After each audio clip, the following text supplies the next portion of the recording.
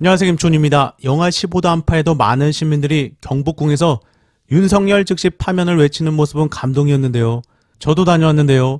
윤석열 파면을 촉구하는 시민들은 체감온도가 영하 15도를 밑도는 강추위에도 대거 거리로 나왔습니다.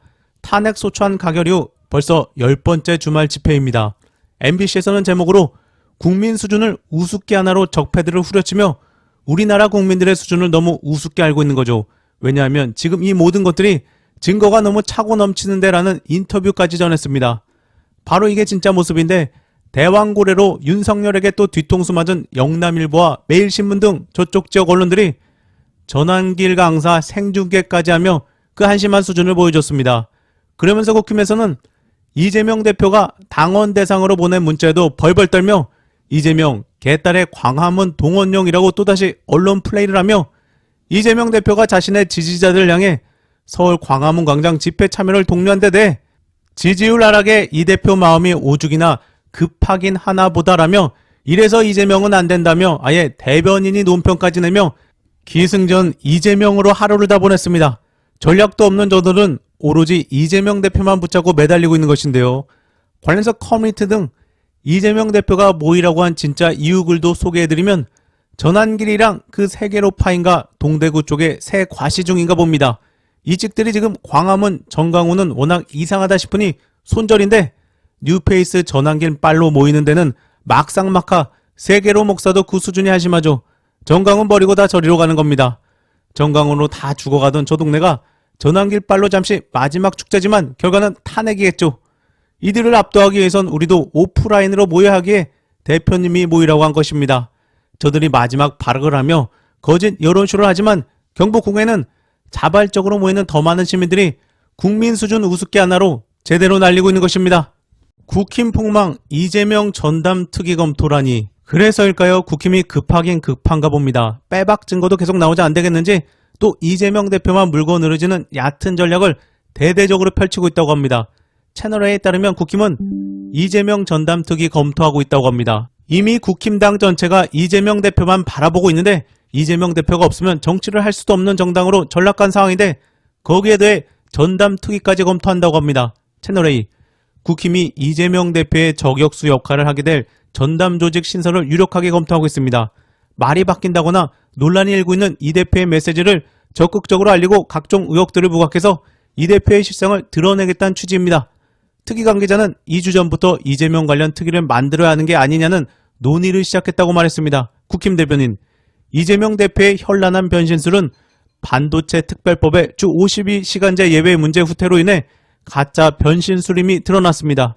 국힘 관계자는 조기 대선 국면이 펼쳐지면 반 이재명 연대를 만들어야 하지 않겠냐며 이재명 집중 공세를 예고했습니다. 자, 그러니까 이재명 대표가 민생을 위해 선빵으로 국힘이 하겠다는 것들을 선빵으로 먼저 해버리자 당황했는지 그걸 또 물고 늘어지는 것입니다. 역시 이재명 대표 없이는 정치를 할 수 없는 정당이고 이재명 앞에서 무서워 벌벌 떠는 모습인 것입니다. 저들이 저런 얕은 수를 쓸 때 이미 민주당은 명태균 특검으로 국힘을 완전히 와해시키기 위한 빌드업을 하고 있는데요. 내란 정당 국힘은 해산이 답인 것입니다. 이어서 MBC 홍장원 메모 추가타 탄핵 공작 폭망. 윤석열 측은 계속해서 홍장원 곽종근 사령관에 대해 탄핵 공작을 씌우며 망상 광대극을 이어가고 있는데요. 그러기엔 반박 증거가 너무도 많습니다. MBC는 홍장원 메모 외에 또 다른 방첩사 간부 진술을 폭로했는데요. MBC 계엄 당일 정치인 등에 대한 체포조가 운영됐다는 여러 증언과 증거에도 윤 측은 여전히 부인으로 일관하고 있습니다. 당시 정치인 등 14명의 이송과 구금을 지시받았던 방첩사령부 간부가 국방부와 경찰에도 협조를 요청했다는 자필 진술서를 제출한 사실이 취재 결과 드러났습니다. 홍장원 1차장이 체포 명단을 전달받은 시점에 국방부와 경찰도 명단의 존재를 알았다는 사실이 새롭게 확인된 것입니다. 바로 1차장과 시간이 일치하는 진술이 나온 것입니다.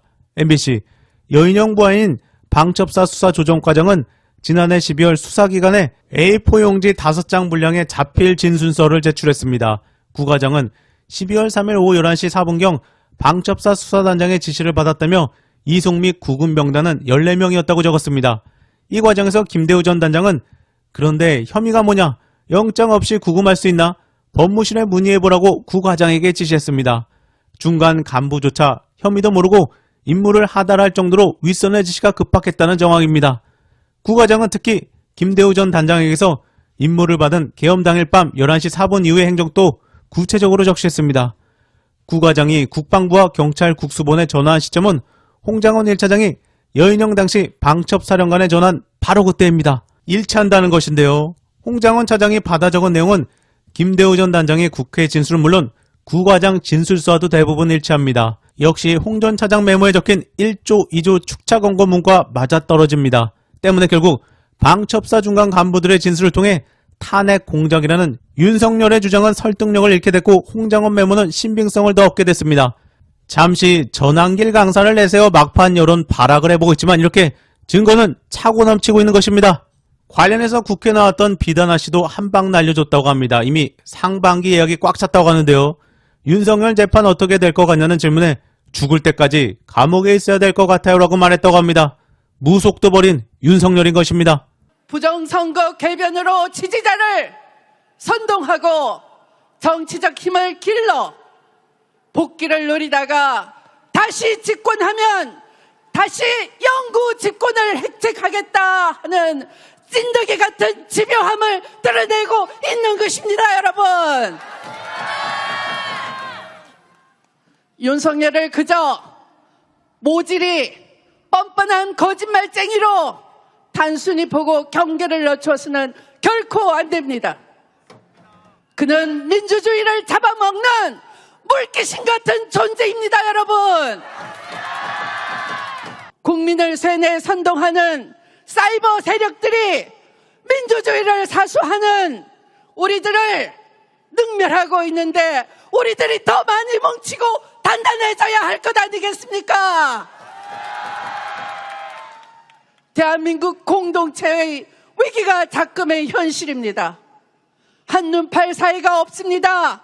우리가 더욱 뭉치고 우리가 더욱 단단해집시다, 여러분.